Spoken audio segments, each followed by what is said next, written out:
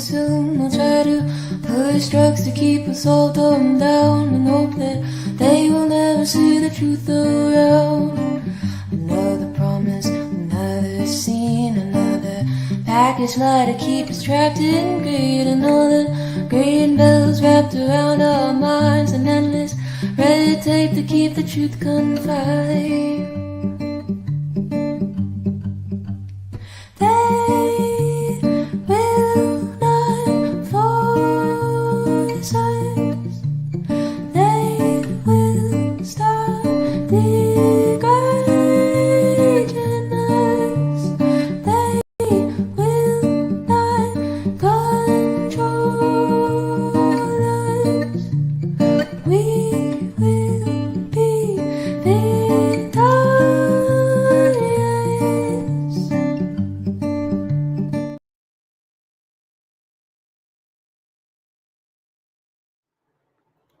Hey guys, I am sitting in my hotel room in Michigan, outside of Detroit. I finally made it here. I wanted to do a video because I don't want to forget how I feel. For those who don't know, I flew in from Harrisburg area to come see Temujin Kensu in prison. Temujin is currently serving his 38th year. He has been proven innocent numerous times.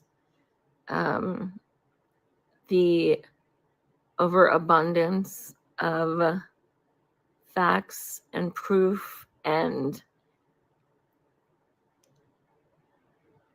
he was over 400 miles away, has over a dozen witnesses. The list goes on. This man is innocent. He's always been innocent. And he's been in prison almost 4 decades.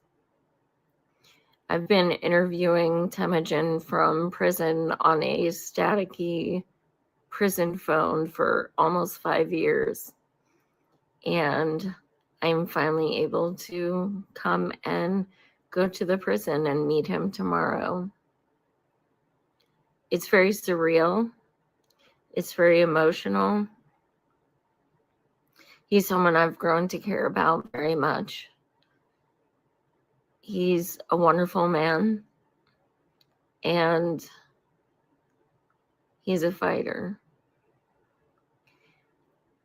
Tomorrow night, after I leave my visit with him at the prison, we're going to be doing a big gathering where a lot of us are coming in from out of state, from all across the country to meet together, be it journalists, podcasters,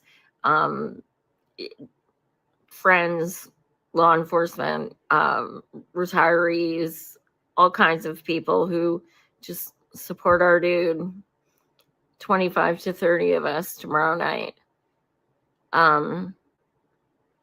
It's heartbreaking though, because we'll be up the street from the prison and we'll all be there in solidarity with him, but he can't be with us.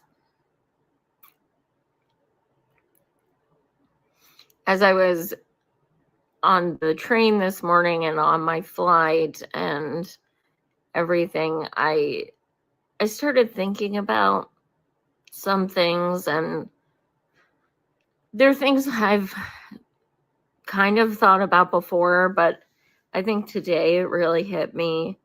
I was able to go to dinner with Temujin's wife, Paula. It was so great to meet her in person for the first time. And one of his witnesses, one of his best friends in the world, Dash, who he's known for 40 years. And we went and we grabbed some pizza and, just kind of enjoyed time together. And I couldn't help thinking of things like, I wonder if Temujin's had pizza in the past 40 years. If he has, I'm sure it sucks. because it's prison. Then when I came back, I went in the hotel swimming pool and I thought, holy shit, it's been at least 40 years since Temujin's been able to go in a swimming pool. Then I took a hot shower and I thought about how Temujin has mold growing in his shower and he has to share it with so many people and it's completely filthy. I thought about how he doesn't have the freedom to simply get up and walk around. I just went downstairs to get a bottle of water at the hotel. Not an option for him. And it's all of these little things. We don't think about it. We get up, we take a shower, we get dressed. Like, we have a choice what we wear. We don't wear the same jumpsuit every single day, just like everyone else. Like, no personality is allowed.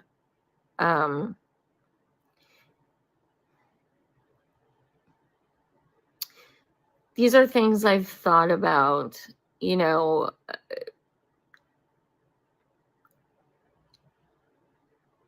but not in depth like this. Being here, I am 6 miles away from the prison. Tomorrow I am scheduled to go be with him from 2 to 6 p.m. Eastern. I am a nervous wreck because I'm so just like, it's such a long process of trying to get the approval to get in and what you can bring, what you can't bring, and all of these things and all of these, unknowns and everything. And I just want to give him the hugest hug in the world. And I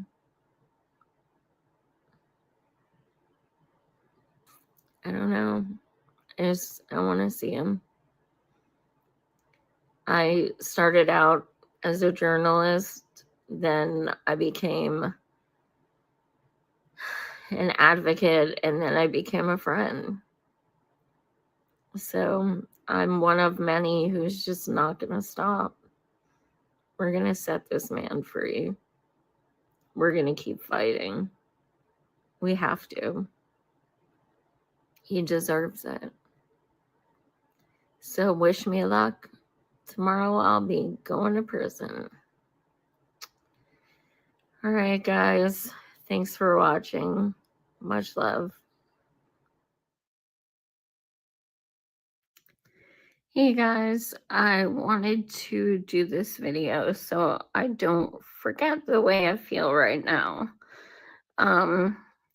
So I'm in Michigan to visit Temujin Kensu in prison. It's something I wanted to do for over 4 years. I've interviewed him many times over these staticky prison phones. And today I finally got to meet him in person.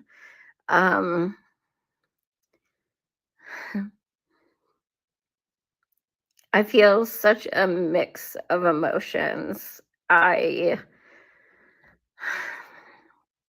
First of all, for those who don't know, I am mostly blind. So I was very concerned about being able to get in my equipment, not just my cane, but my what's called an Eschenbach, which is my prescription reader, which is how I would ask questions and, take notes and things like that. It's basically the only way I can still do my journalism. Since the past 3 years, I haven't had much sight. So I went through all of these steps for over a month.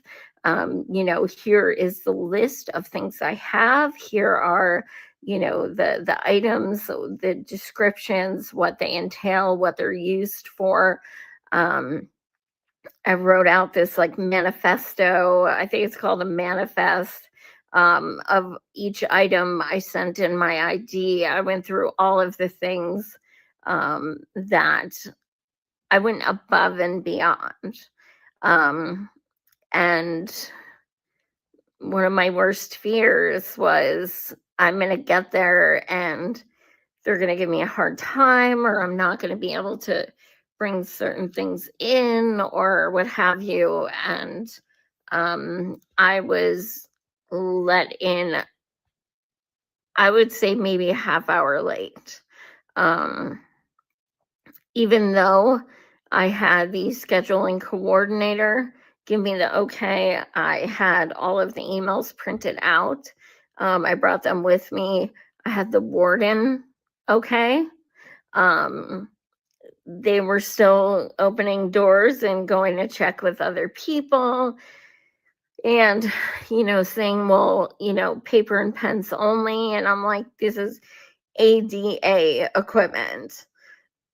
Like, it's literally like, I don't know what you think I can do with this. It's just a magnifier, but it's prescription. So it was stressful. I kept thinking, oh my God, they're not going to let me bring this shit in. Like I have 4 hours booked with this man. I flew across the country to interview. And although I'm so fucking happy to see him in person finally, I wanted to actually be able to have the interview be on a professional level as well. Now, one thing that happened is, although I didn't set out for this, I did bring a recorder, which I did intend to do. And I did it because I want to download the transcript. However, when I thought about the fact that no one, literally no one, has been able to record a conversation with this man in prison, in person, for the 38 years he's been locked up, I realized I have to do more than just simply use the transcript. So, yeah. The good news is that they did not say anything to me about don't share that recording. All I did was I said it would be used as a transcript. That is true. It will also be used to listen to.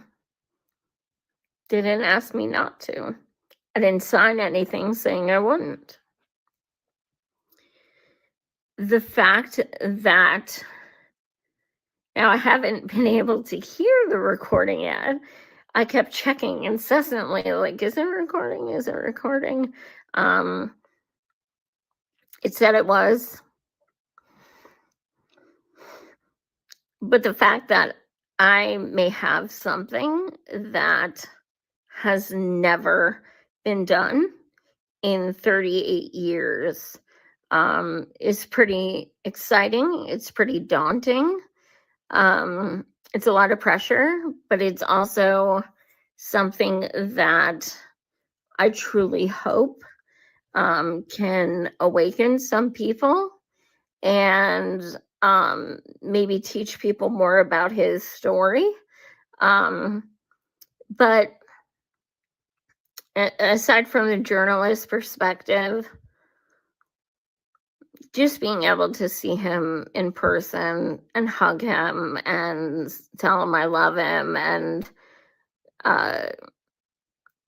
just being able to feel his energy across the table. Like he was 2 feet from me for over 4 hours.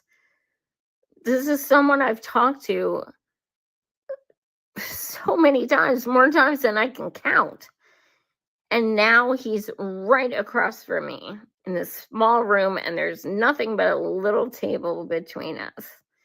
And it was surreal. It's like, this is what I have been waiting and hoping for almost 5 years, and I'm here.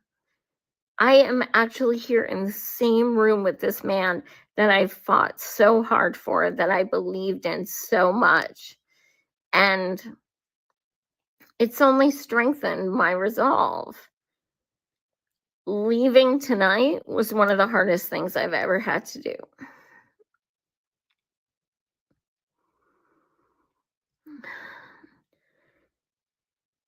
He was incredibly emotional when I was leaving, and it broke my heart because I don't know when I'll be able to get back. Money is an obstacle. Lack of money is an obstacle. And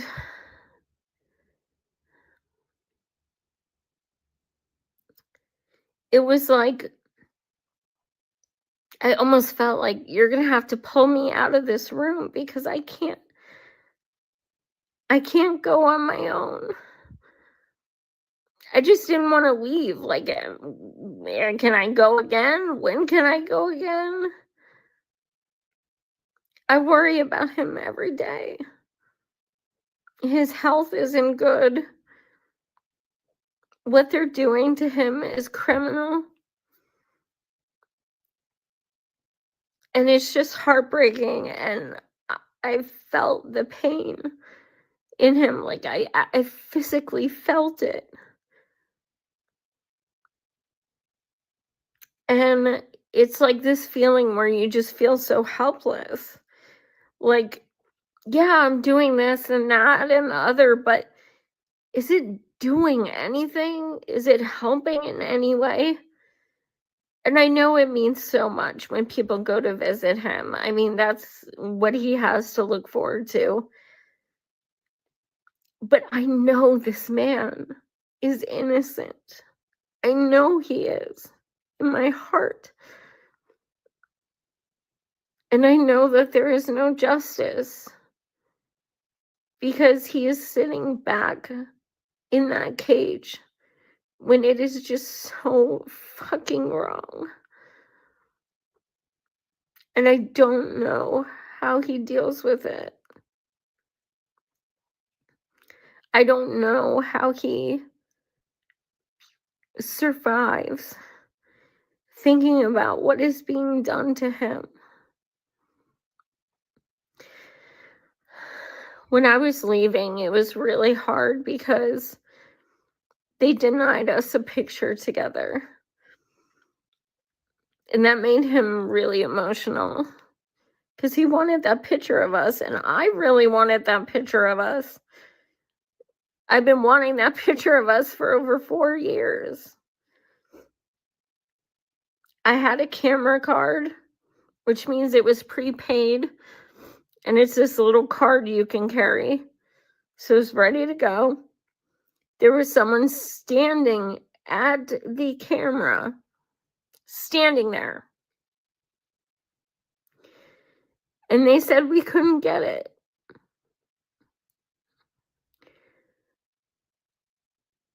He started crying and it broke my fucking heart. It's a picture. Why can't you let us have a picture? Why?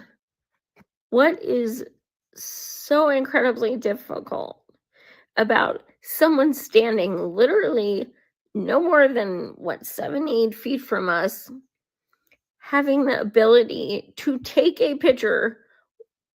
Literally, they have a camera. I have the photo card. No. This is why there is recidivism. This is why there is depression. This is why people fight and do drugs and everything like that in prison, because they cannot have the simplest of things. I flew across the country. They knew I came all the way from Pennsylvania. They knew that this was the first time I've ever been able to, I've never even been in Michigan. I've talked to them for over a month trying to plan this. And they couldn't even let me take 2 seconds to have a picture with this man. How could he not be upset? Of course he's upset, because it's symbolic of so many things they do to him.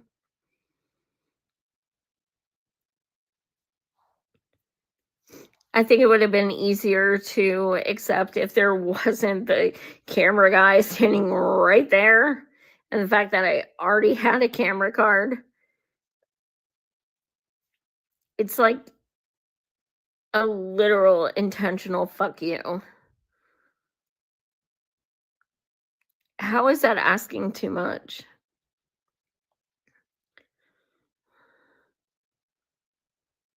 His lack of freedom.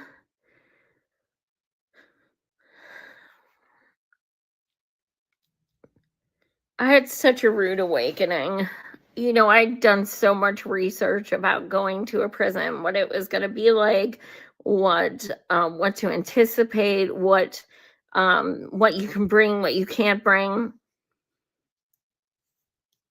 When I got there, I was told I couldn't bring in a pack of tissues, as in one of those travel packs of tissues that is literally like 5 tissues and a plastic wrap. I couldn't bring that inside. What in the flying fuck am I going to do with a pack of tissues? You can even take the plastic. I don't care about the plastic if that's the issue. What am I supposed to do if my nose is running? I knew I was going to cry at some point. A pack of tissues. But you let me go in there with my cane. And I know by law they have to, but like, think about that. I could seriously do some damage with a cane if I wanted to. I haven't really tried, but it's probably a lot more daunting than, you know, a pack of tissues.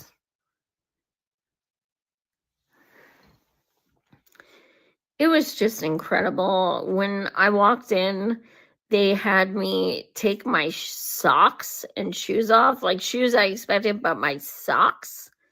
And then I had to lift up my feet and spread my toes. Like, just weird shit. And then, you know, other people who went in today said that they did not ask them that. So I don't know if it's like random or if it's because who I am, what I look like. I have no clue. But there definitely wasn't uniformity, even though it was the same exact day. It's just all so confusing and so weird.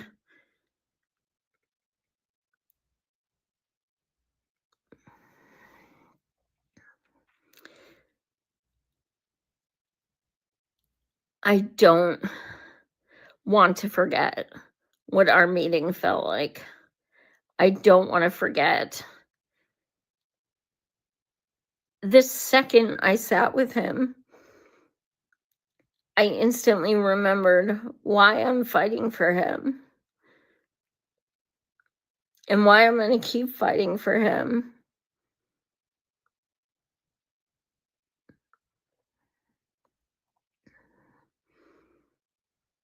I don't understand how you can be put in such like the most awful situation in the universe and still be kind and still be thoughtful and still be loving. I don't understand that. I'd like to think I would be the same way, but I wouldn't. I would hate the world. I would hate the world. I would be a victim. And I would say, how the fuck did you do this to me? But that man is a good man. He's a good person. And he does everything he can to help others despite what is happening to him.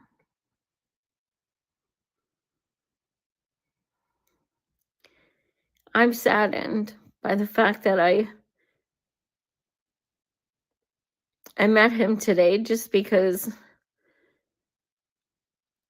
I appreciated the excitement of being able to meet him. Now I have the sadness of meeting him because I don't know if and when I'll ever be able to get back.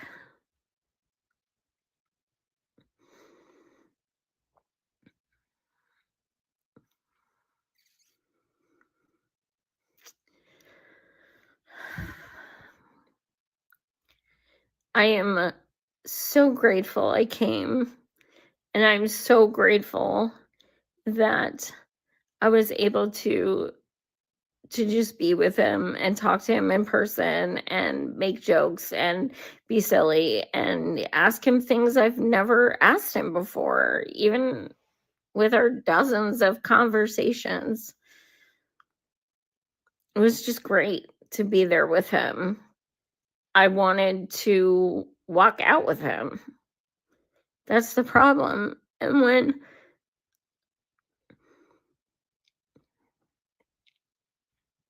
I was leaving, when I was walking out the door, and he stayed behind, it hit me. He can't leave. He has to watch people leave and can't go with them.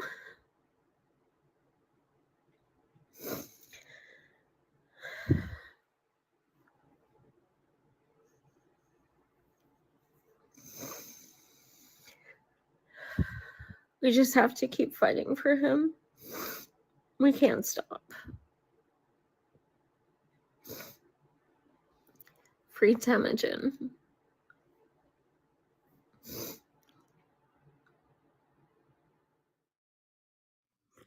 Hey guys, I did a day before, day of, and now is the morning after meeting Temujin Kansu in prison. I just really want to have these video diaries so that I can remember how I feel in these moments.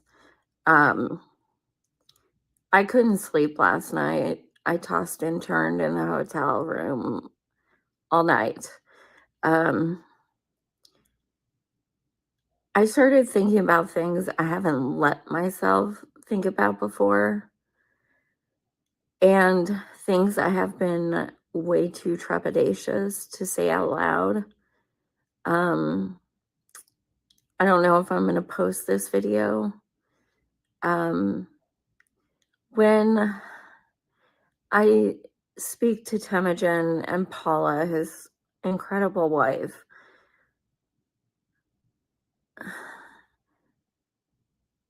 we all say when he gets out. When he gets out, we are going to have the hugest party. We are going to go on a trip. Where can we go? How can we celebrate? Oh my God, it's going to be so amazing. And then you guys can just chill by yourselves and just wake up together and watch movies and do just like everyday shit together. And it's going to be so amazing. And when you get out, we're going to do this, that, and the other. And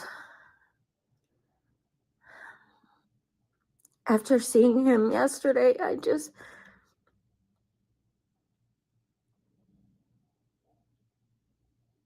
It scares me so much that that day might not come.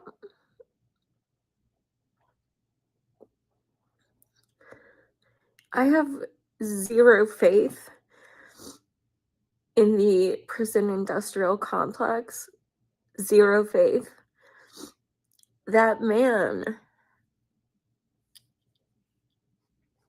the amount of proof, hardcore, tangible proof that this man was not involved in this crime in any possible way. And yet, it's still being disregarded almost 40 years later.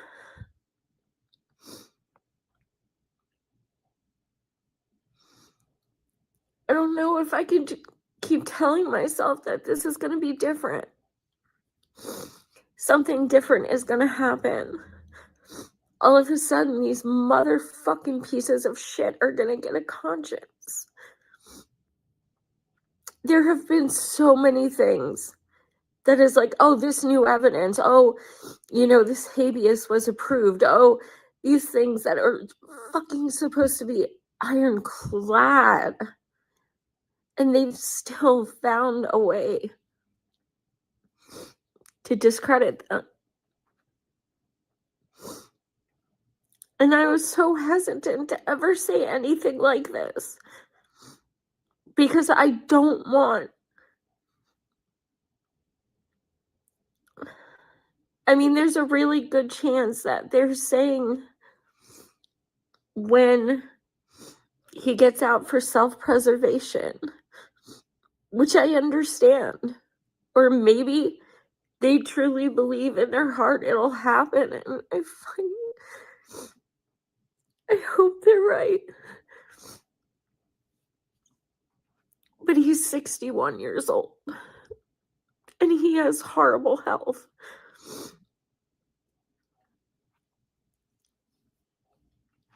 I just don't fucking trust these people. He shouldn't be in there to begin with. So I would never let myself think this. And then when I left that room yesterday and he had to stay behind and just watch the back of my head as I left, he stayed in that room locked as I walked out those doors. It's so fucking inhumane. It's so wrong. I just wanted to grab his hand and just be like, run, run, run, with me out the door.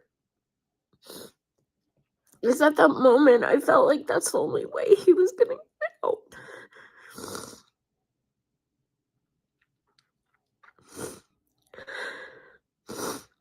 I knew this was going to be an incredibly emotional trip. But I don't think I understood just how hard it was going to be to say goodbye. I don't know when the next time I'll be able to get up here is.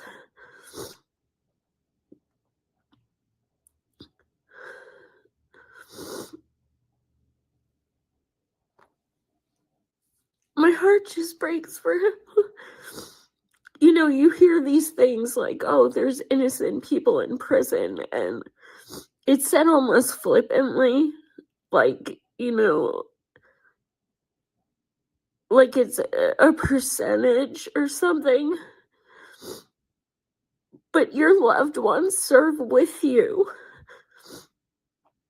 He has a wife that is honestly just the most wonderful person in the world for him. And she fights for him like she is a warrior. I don't think he could do it without her. I don't. I really don't. And I think about how much it hurts me to leave yesterday, and she has to do that over and over. And yes, she has she knows she'll be able to go again in a month or so or what have you, but I can't imagine you ever get desensitized to that pain.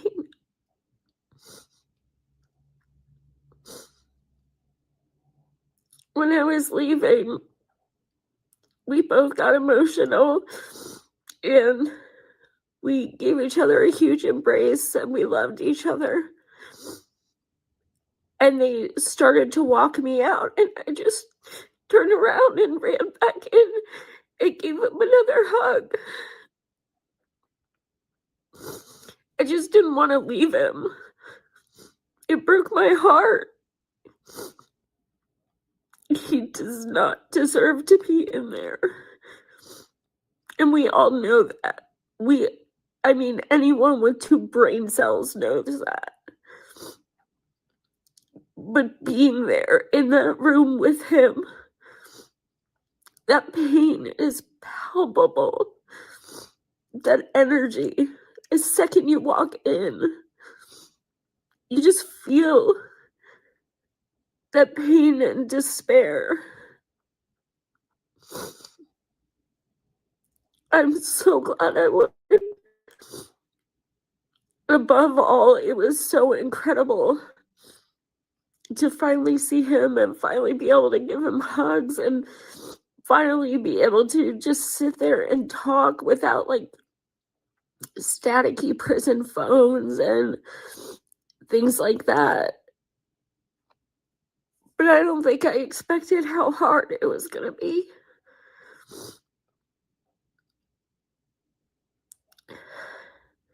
I can't imagine how hard it is for spouses and children. And he's someone I've known for almost 5 years, but someone I started knowing as a journalist, and then an advocate, and then a lifelong friend. But as a humanist, and as his friend, and as an empath, and it's just overwhelming. It sucks feeling you are hopeless and want to do something to help. But he tells me I'm doing everything I can to help.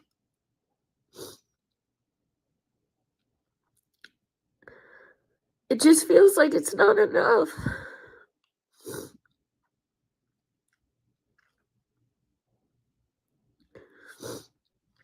I wanted to make this video so people can understand that not only is he innocent, but for almost 40 years, 4 fucking decades, 2/3 of this man's life,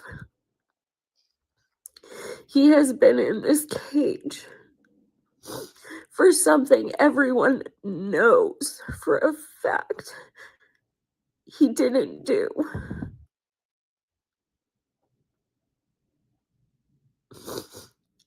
We have to do everything we can to get him out.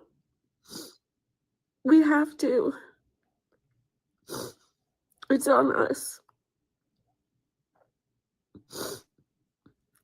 So to all of his supporters, thank you. I love you. Let's keep going. He needs us.